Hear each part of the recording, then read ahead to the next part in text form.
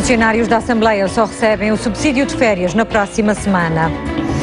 O presidente do governo reuniu com a direção da Lactopico, voltou a dizer que não passa cheques em branco. Junta de Freguesia da Relva acusa o Santa Clara de não cumprir com o protocolo de utilização do complexo desportivo da freguesia. Boa noite, bem-vindo ao Telejornal. Não há acordo entre o PSD, o PS e o CDS para uma solução que ultrapassa a crise política nacional. António José Seguro anunciou o rompimento das conversações e responsabilizou o PSD e o CDS pelo falhanço das negociações para o Acordo de Salvação Nacional proposto pelo Presidente da República. Durante esta semana fizemos tudo o que devíamos. Estivemos a lutar por soluções realistas para os graves problemas dos portugueses, das famílias e das empresas. Mesmo assim, o PSD e o CDS inviabilizaram um compromisso de salvação nacional. Este processo demonstrou que estamos perante duas visões distintas e alternativas para o nosso país. Manter a direção para aqueles que, como o PSD e o CDS, entendem que está tudo bem, ou dar um novo rumo a Portugal para aqueles que, como nós, consideram que os portugueses não aguentam mais sacrifícios e que esta política não está a dar os resultados pretendidos. Que fique claro para todos os portugueses o que cada um defendeu. A nossa proposta está escrita, fundamentada e à disposição de todos os portugueses no site do Partido Socialista. Recordo que este diálogo surge na sequência de uma grave crise política aberta pelas demissões do ministro Vítor Gaspar e do ministro Paulo Portas. Crise política que se soma à tragédia social e à espiral recessiva em que o atual governo mergulhou o país.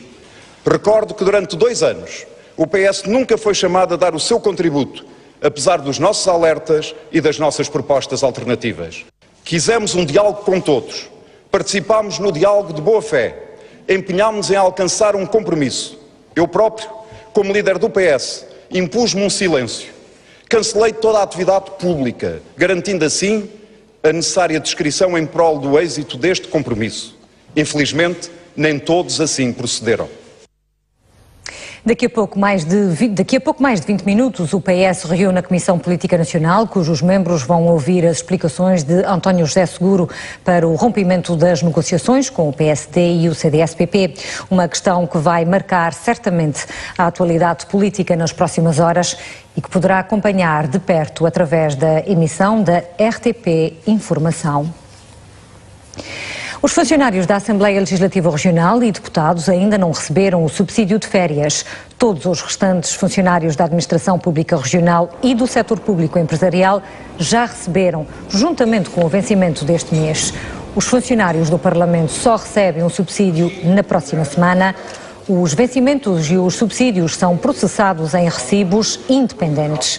O diploma que legaliza estes pagamentos ainda não está publicado, só ontem foi promulgado pelo representante da República, segue agora para a Casa da Moeda para ser publicado em Diário da República. O constitucionalista Jorge Miranda desvaloriza o facto do pagamento do subsídio de férias ser feito sem o diploma estar publicado em Diário da República. Em entrevista exclusiva à RTP Açores, o professor catedrático diz que o Executivo açoriano fez bem em escolher uma data diferente do Governo da República para pagar o subsídio de férias aos funcionários da Administração Pública Regional. Jorge Miranda não tem dúvidas. O Governo Regional fez bem em utilizar os poderes da autonomia e antecipar, em relação à República, o pagamento do subsídio de férias aos funcionários públicos. É uma manifestação da autonomia regional, portanto é perfeitamente legítimo que o Governo Regional dos Açores faça isto. Então, se houve câmaras municipais que até pagaram já, portanto não vejo que haja aqui nenhum problema, da autonomia regional. Não vê nenhuma incompatibilidade jurídica? Nenhuma incompatibilidade jurídica. Numa entrevista à RTP Açores, o constitucionalista desvaloriza o facto dos pagamentos terem começado a ser processados sem o diploma estar publicado. Jorge Miranda diz que se trata de uma questão burocrática e elogia a postura do representante da República. Isso aí já é uma questão que eventualmente mais discutível. provavelmente mais burocrática do que outra coisa, mas acho que não tem também grande importância. O que é importante é que o Governo tenha aprovado e que o representante da República tenha assinado. Para Jorge Miranda, o mais importante é que a Assembleia e o Governo tenham utilizado as suas competências ao abrigo da autonomia. O futuro da Lactopico é cada vez mais uma incógnita. Depois de ter recebido 2 abaixo-assinados dos produtores daquela cooperativa, Vasco Cordeiro esteve hoje no Pico, voltou a deixar compromisso de apoio, mas sem cheques em branco. O desânimo nos sócios da principal unidade leiteira do Pico é cada vez maior. Os abaixo-assinados entregues a Vasco Cordeiro exigiam respostas urgentes do Governo face à crise financeira em que a Lactopico mergulhou. Há 9 meses sem receber, os produtores exigem o apuramento de responsabilidades, mas é cada vez mais incerto o futuro da Lactopico devido ao abandono da atividade por muitos produtores. A parte do leite aqui no Pico está no fim, porque os produtores estão a desistir e muitos querem a solução do leite, das aleitantes. Vamos ver o que é que nos conseguem com isso, porque os produtores estão a desistir e não é possível a gente continuar nesta situação. Está impossível, não me digam que a gente pode aguentar, não podemos aguentar mais. São 9 meses, a caminho dos 10. A situação obrigou o Presidente do Governo Regional a deslocar-se hoje ao Pico. Vasco Cordeiro não disse o que os produtores queriam ouvir e reiterou a posição do Governo nesta matéria. O Governo está disponível para ajudar a Lactopico em todos aqueles investimentos que garantam ou reforcem a sustentabilidade da cooperativa, a sustentabilidade desta indústria. O que tive a oportunidade também de transmitir, não existem condições, o Governo não está disponível para passar um cheque para dívidas passadas. Sem dinheiro a fundo perdido para pagamento do leite em atraso, são 3 as soluções que estão em cima da mesa para que a Lactopico não feche as portas. Jorge Pereira, Presidente da Direção, salienta que qualquer uma das soluções pretende-se acabar com os ciclos maus que o setor tem vivido. O que nós não queremos neste momento é passar constantemente o que temos passado nos últimos anos. Estamos agora a passar uma situação de crise no setor leiteiro do Pico. Todos se lembram que quando a Martins e Rebelo fechou, passamos também esse período, ou seja, isto são situações cíclicas. O que nós queremos acabar de uma vez por todas é com isso, queremos criar um projeto de futuro.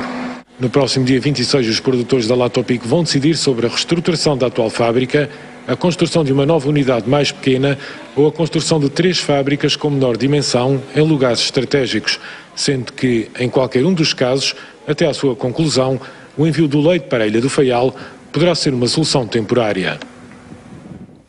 A Associação Académica apresentou uma queixa à Inspeção-Geral de Educação. Em causa está uma cobrança que consideram indevida de propinas por parte da Universidade dos Açores. Os estudantes acusam a reitoria de ter avançado com um processo administrativamente incorreto. A decisão foi tomada por maioria. A Associação de Estudantes da Universidade dos Açores vai avançar com uma queixa de Inspeção-Geral de Educação e Ciência devido àquilo que consideram ser a cobrança indevida de propinas. A Universidade, de facto, incorreu num processo administrativo incorreto ali por parte dos serviços académicos, em que foram permitidas sucessivas matrículas após a entrada em incumprimento. Reunidos em Assembleia Geral, os estudantes recusam a ideia de que os alunos estejam de facto a dever seja o que for à Universidade dos Açores. O incumprimento do pagamento da propina implica automaticamente a nulidade de todas as unidades curriculares, bem como a suspensão da matrícula até o pagamento da dívida, sendo a dívida não paga, não será permitido ao aluno, neste caso é ilegal o aluno efetuar uma matrícula. E foi o que aconteceu na Universidade dos Açores. Os serviços permitiram sucessivas matrículas à data de incumprimento. Portanto, não se trata de uma dívida, mas sim de um processo administrativo incorreto e de uma postura incorreta por parte da reitoria em querer, de facto, levar esta cobrança avante. Para o responsável pela Associação Académica, avançar com a queixa para a Inspeção-Geral de Educação e Ciência é o último recurso, depois de mais de um ano, em diálogo com a reitoria e que não deu em nada. A reitoria criou a comissão de acompanhamento para avaliar, segundo foi dito na altura, para avaliar individualmente caso a caso. Isto não foi de tudo feito, os casos foram analisados em bruto, a nível estatístico e a nível financeiro, o valor monetário que estavam a dever. A Associação está agora a recorrer ao máximo de dados sobre os casos dos estudantes para avançar o quanto antes com o processo. A Associação de Consumidores da região Açores está a comemorar 25 anos. Durante todo o dia realizaram-se várias intervenções na Universidade dos Açores, num seminário sobre direitos do consumidor. Uma das principais preocupações em análise foi a situação das famílias portuguesas. Numa altura de crise, foram apresentadas soluções jurídicas para o sobreendividamento das famílias e a insolvência das famílias. A ACRA refere que há muita falta de informação por parte dos consumidores. Só no primeiro semestre deste ano, mais de 17 mil famílias recorreram à DECO por causa do seu sobreendividamento. A ACRA deu a conhecer um estudo que revela as superfícies comerciais mais baratas em São Miguel. Escolher o estabelecimento certo pode gerar uma poupança de pelo menos 10 euros num determinado cabaz de compras. A Associação de Consumidores da região Açores, a ACRA, escolheu 51 produtos abrangendo várias categorias: óleos, laticínios, carne, peixe, legumes, fruta, produtos de higiene e de limpeza para a casa, entre outros. Foram feitas 2 recolhas mensais, de janeiro a abril, só em São Miguel. Continente, Supermercados Manteiga e Solmar foram alvos do estudo. O projeto da Associação de Consumidores revela que as 3 superfícies mais baratas são todas da marca Continente, seja no Parque Atlântico, em Ponta Delgada, Lagoa ou na Ribeira Grande. Nestes estabelecimentos, o preço médio do cabaz de 51 produtos não chegou aos 110 euros. Em relação aos cabazes mais caros, o mesmo estudo refere que de janeiro a abril foram o Solmar Avenida e Supermercados Manteiga, ambos em Ponta Delgada. O cabaz nestes estabelecimentos ultrapassou os 120 euros. O objetivo da pesquisa era verificar se existem grandes diferenças nos preços praticados. A ACRA conclui que não existem diferenças significativas e que, no caso do Solmar Avenida e dos Supermercados Manteiga, os preços mais altos são explicados pelas categorias da charcutaria e da carne, que têm um peso significativo no preço do cabaz. O estudo revela ainda 2 tendências. Enquanto o Continente inicia o ano com um aumento nos preços, o Solmar começa o ano com descidas. De acordo com a ACRA, ao longo do ano as diferenças de preços entre as 2 cadeias acabam por se atenuar. Até final de setembro, os hotéis estão com taxas de ocupação na ordem dos 85%, uma elevada percentagem que se deve aos turistas estrangeiros. Os dados foram revelados pelo delegado nos Açores da Associação de Hotelaria. Com taxas de ocupação superiores a 85%. É assim que se encontram os hotéis dos Açores, não só neste mês de julho, mas até final de setembro. Este ano está a correr muito melhor que o ano passado. E essencialmente o mercado internacional, porque o mercado português está em retração devido à crise económica e à situação do país, portanto temos muito menos portugueses que é habitual nesta altura do ano. Todos os hotéis estão acima dos 80, 85 e alguns 90 e mais por cento. Portanto está com boas taxas de ocupação e, como disse, a maioria com o mercado internacional. Turistas que vêm de mercados como o alemão, holandês, Reino Unido, Polónia, Espanha ou países nórdicos. Quanto ao mercado dos Estados Unidos e Canadá, e apesar de um crescimento nos últimos tempos, Humberto Pavão deixa um alerta. O mercado da saudade qualquer dia termina e se nós não trabalharmos já a criar assim uma cultura de vir a conhecer as raízes na terceira geração, segunda e terceira geração, e as pessoas vão vir cá uma vez, é uma romaria, uma vez na sua vida para viver os avós. Portanto, isso é um trabalho que tem que ser feito já. Mas não só. O delegado nos Açores dos hoteleiros defende que todo o potencial do mercado americano e canadiano deve ser aproveitado, mas há limitações. A capacidade dos lugares que temos disponíveis, a SATA neste momento é a única operadora a voar para lá, portanto tem limites em termos de equipamento, portanto dos aviões. No que toca ao mercado nacional, Humberto Pavão diz que a campanha destinada aos agregados familiares está a ser um sucesso, apesar de não serem os números que o mercado nacional gerava antigamente, mas mostra-se convicto no retorno dos turistas nacionais à região, assim que a situação económica do país estabilizar.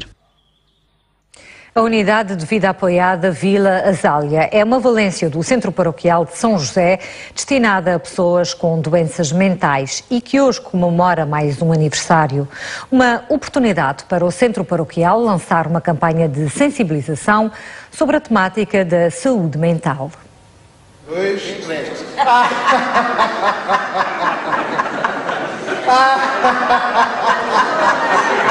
Foi assim, com uma sessão de terapia de riso e em convívio com a comunidade, que se comemorou mais um aniversário da residência Azália, destinada a pessoas com doenças mentais.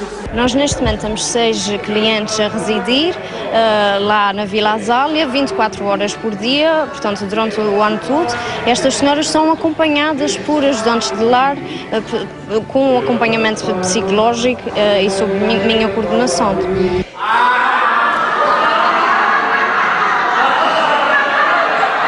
A Vila Azália é uma resposta social que se destina a pessoas do sexo feminino com doença mental entre os 18 e os 55 anos, detentoras de um grau de autonomia que lhes permite viver apoiadas em contexto comunitário.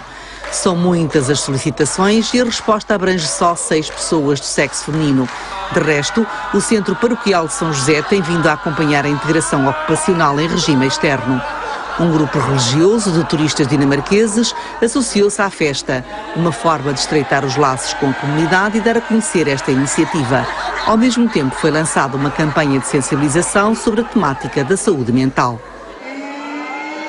Fazemos agora uma pausa nas notícias. Regresse connosco depois de um intervalo. Até já.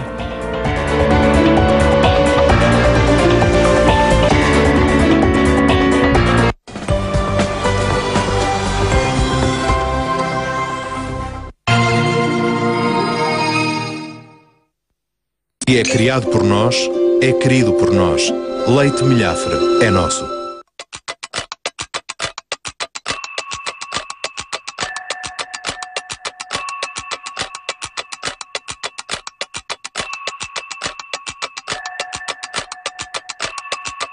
Se as suas noites estão no inferno, experimente Angelicalme, um produto natural à base de melatonina, valeriana e passiflora, que facilita a sua entrada numa noite tranquila. Angelicalme. Durma como um anjo.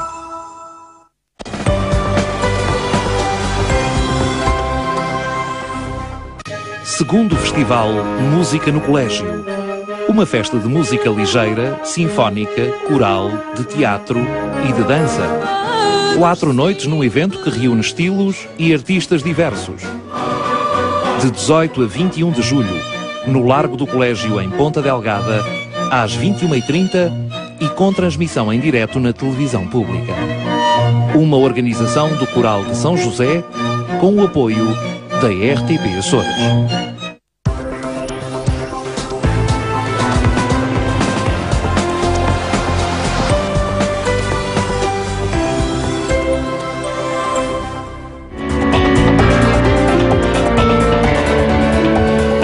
Telejornal, segunda parte.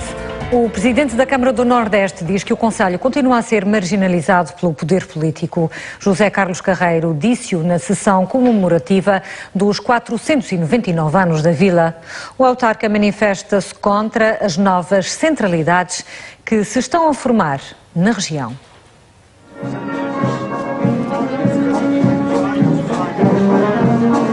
Ao comemorar 499 anos de Vila, o Nordeste, segundo o Presidente da Câmara, pode e deve ultrapassar os seus problemas de despovoamento, falta de emprego e sucessivas décadas de abandono e esquecimento a que foi votado pelos poderes constituídos. Contra o centralismo do Terreiro do Paço, o Presidente da Câmara alerta para os novos centralismos regionais.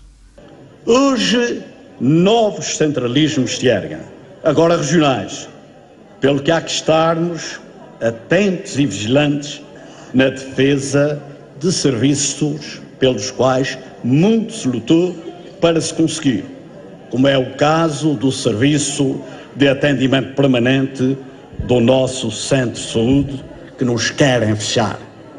José Carlos Carreiro denuncia as adversidades que o Nordeste continua a sofrer pela marginalização do poder político. A despeito da melhoria da acessibilidade ao Conselho, pela qual muito se bateu a nossa Câmara e a nossa Assembleia Municipal, o Nordeste continua a sofrer adversidades pagando um preço elevado pela sua marginalização do poder político, pelas insuficientes e inadequadas medidas de desenvolvimento. Já o orador convidado, o professor Carlos Amaral, um nortestense convicto, falou em desafios novos e deixou uma mensagem de esperança.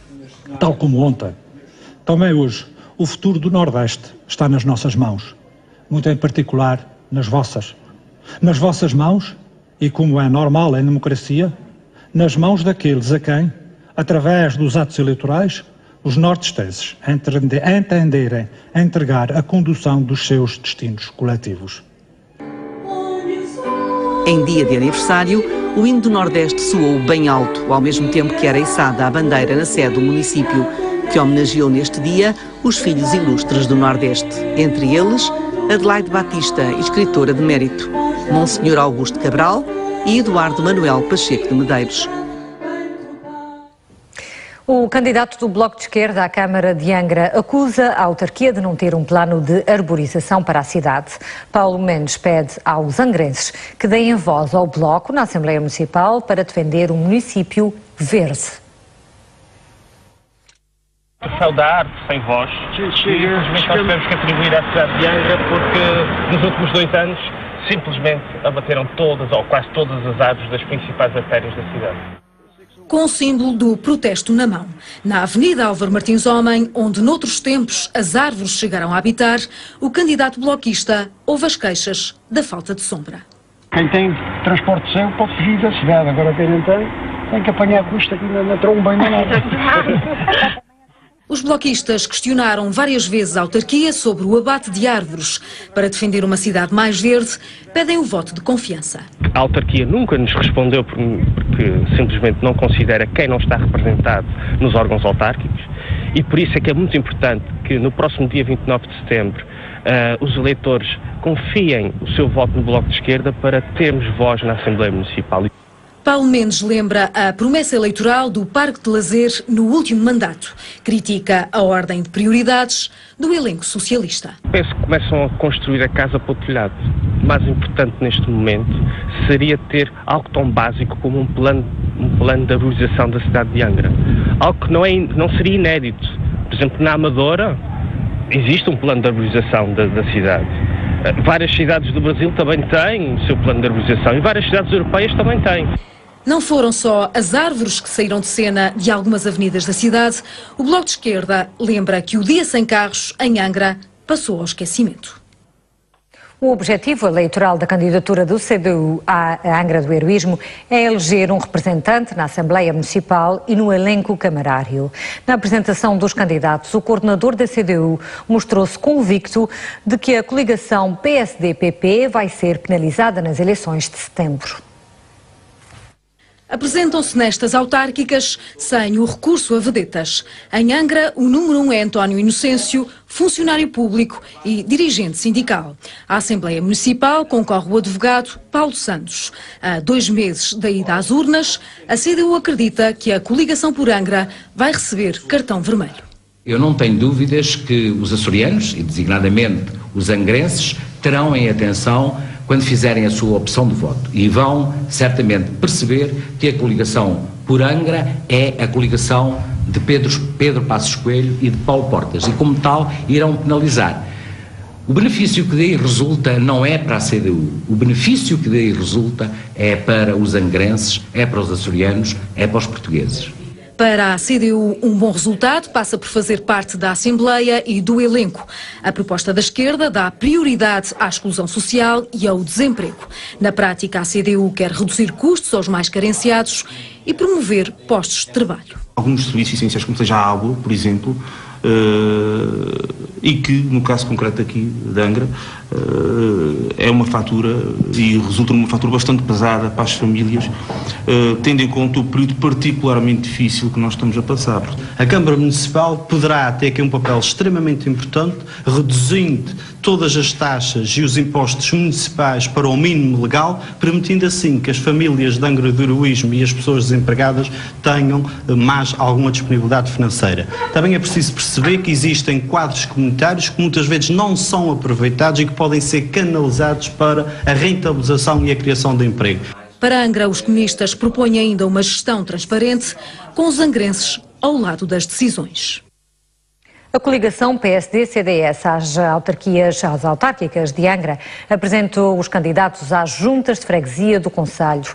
António Ventura e Artur Lima pediram a todos os candidatos um compromisso para salvar o concelho e a ilha. Momento de festa na coligação por Angra, com a apresentação dos candidatos às juntas de freguesia do concelho. A todos, Artur Lima pediu trabalho empenhado para salvar o concelho. Temos que fazer um compromisso de salvação concelhio. Porque Angra tem sido vítima do desprezo socialista. Não é uma candidatura para desenvolver Angra. É uma candidatura de continuidade para mais tarde abandonar e ficar lá alguém a substituir o primeiro. António Ventura, o cabeça de lista da coligação PSD-CDS-PP, reforçou a tese. O candidato vai mais longe e diz que é preciso salvar a ilha. Nestas eleições, joga-se a Ilha Terceira e o futuro da Ilha Terceira. A Câmara Municipal e a Assembleia Municipal, como governo local, tem que se afirmar. Tem que defender a ilha, porque senão ninguém nos defende. Ninguém nos está a defender. E vamos assistir a um esvaziamento silencioso da Ilha Terceira. E, portanto, é preciso dar um cartão vermelho agora, nestas eleições, ao Governo Regional. É preciso dizer basta. Ventura lançou 3 compromissos: menos burocracia na Câmara, atendimento nas freguesias e gestão de proximidade. Desta estratégia, diz o candidato, cada presidente da Junta será o executor de boa parte na respectiva freguesia. O candidato do PS à Câmara de Angra gostaria de evitar o atual cenário político na autarquia e ter a maioria dos mandatos sem depender da oposição. As listas candidatas do PS por Angra do Heroísmo são entregues no Tribunal segunda-feira.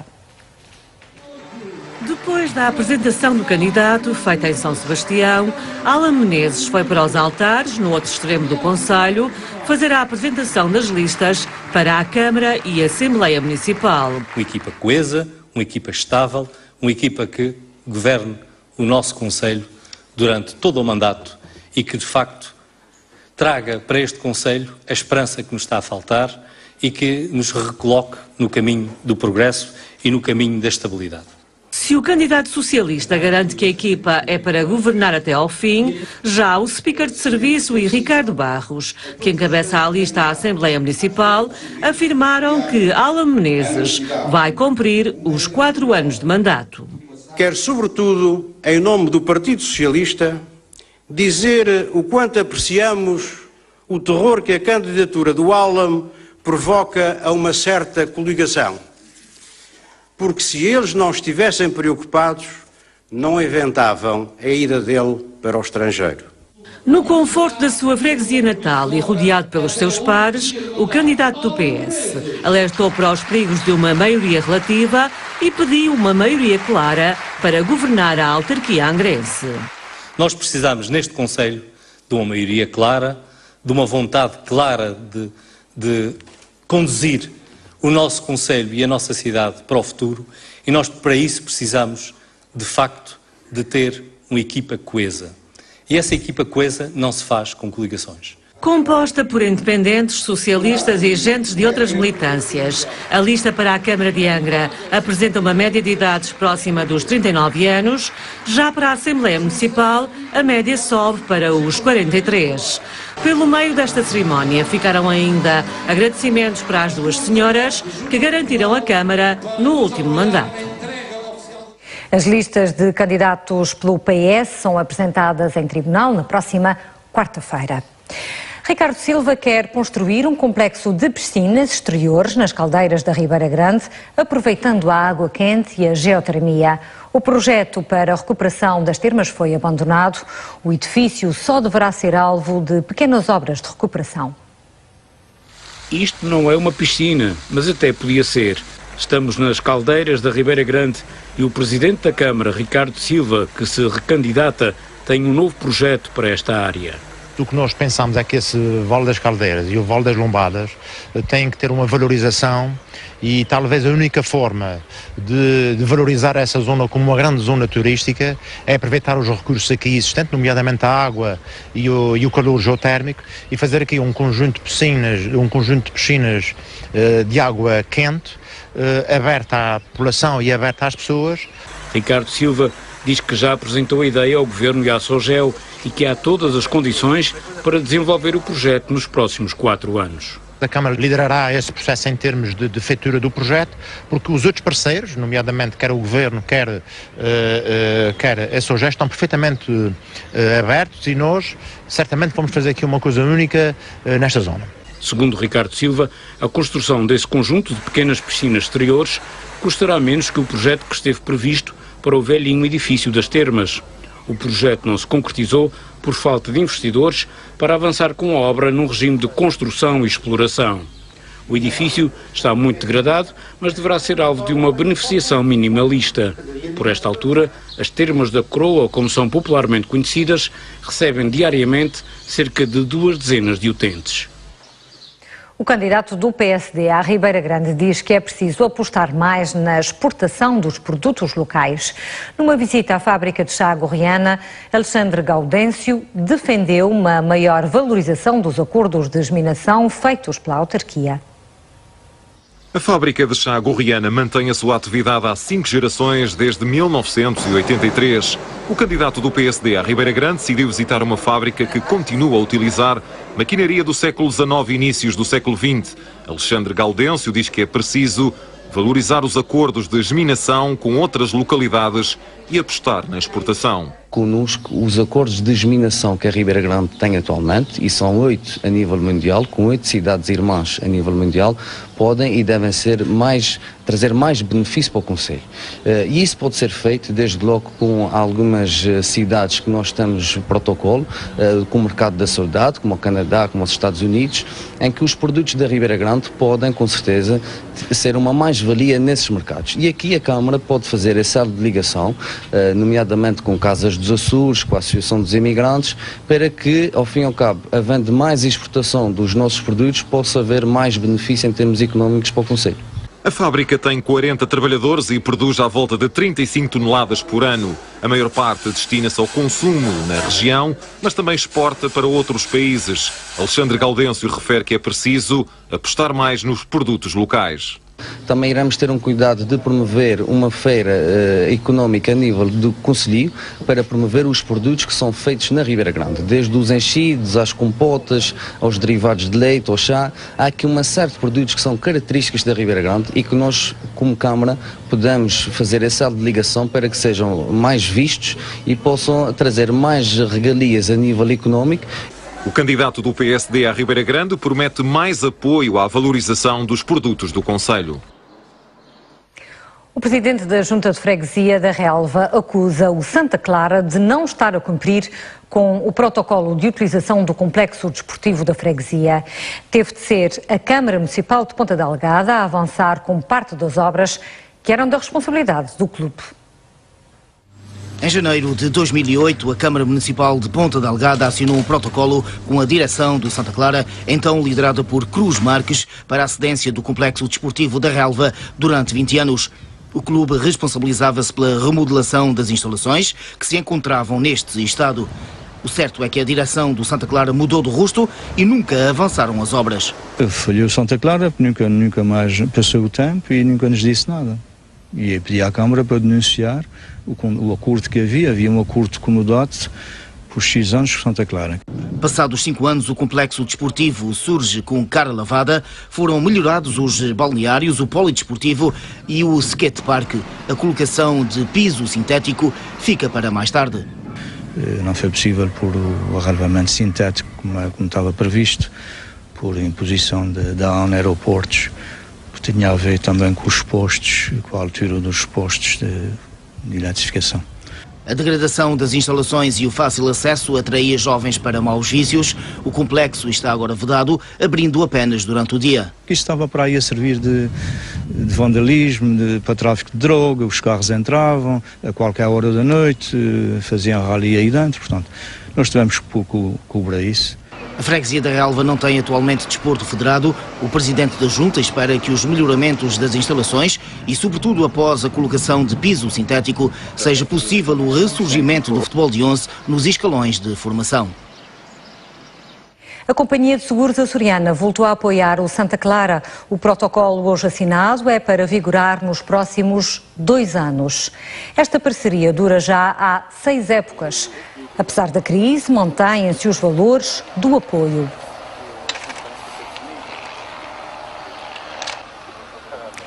A equipa do Santa Clara faz a esta hora mais um jogo-treino diante do Santiago. No rescaldo destas 3 primeiras semanas de treino, Mike, o reforço que veio do FAF, acredita que o grupo está a ficar cada vez mais forte. Acho que nesse aspecto é um grupo muito bom. As pessoas já estavam cá, foram acolhedoras, uma pessoa integrou-se com uma facilidade enorme. Mesmo as pessoas que entraram tiveram grande facilidade em integrar-se. Acho que o grupo no todo, penso que está um grupo forte. Claro, com o tempo poderemos ver se é um grupo forte e unido, mas acredito que sim, que será um bom grupo. No Pico, começaram ontem as festas em honra de Santa Maria Madalena. Às festas religiosas associa-se a música, a cultura e o desporto até segunda-feira. São as maiores festas do Concelho da Madalena sob o signo da devoção religiosa, do convívio intergeracional e com uma forte componente de juventude. No entender da Câmara Municipal, as festas são um estímulo à economia local e, por outro lado, a afirmação como local de excelência do turismo regional. José António Soares fala também de um grande festival de verão e com objetivos paralelos bem definidos. Esta vertente de afirmação das festas como um grande festival de verão integra-se na política municipal de progressiva consolidação do Concelho da Madalena como um destino turístico de excelência. Este objetivo está em consonância com a nossa visão estratégica de tornar o nosso concelho definitivamente o centro económico, social, turístico e cultural do Pico e acentuar nos mesmos domínios o seu lugar no Triângulo e mesmo no Grupo Central. Num ano em que se assinalam os 290 anos de elevação a Concelho, as festas de Santa Maria Madalena comportam um programa cultural de maior envergadura. Para além de uma vertente desportiva e marcadamente de lazer, as Noites da Madalena até à próxima segunda-feira oferecem um vasto leque de opções, sobretudo ao nível musical. Pelos palcos principais vão passar filarmónicas, teatro, música popular e volta a existir um espaço destinado à chamarrita, onde a dança é aberta a todos quantos queiram participar. O final da noite está reservado para a juventude.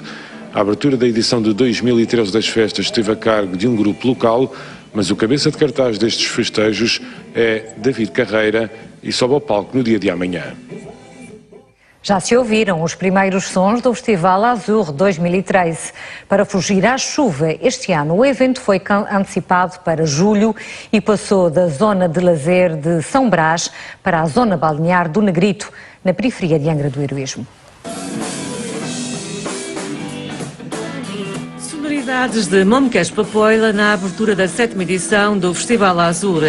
Durante 3 dias, a organização procura apresentar uma programação diversificada que vá ao encontro dos vários tipos de público.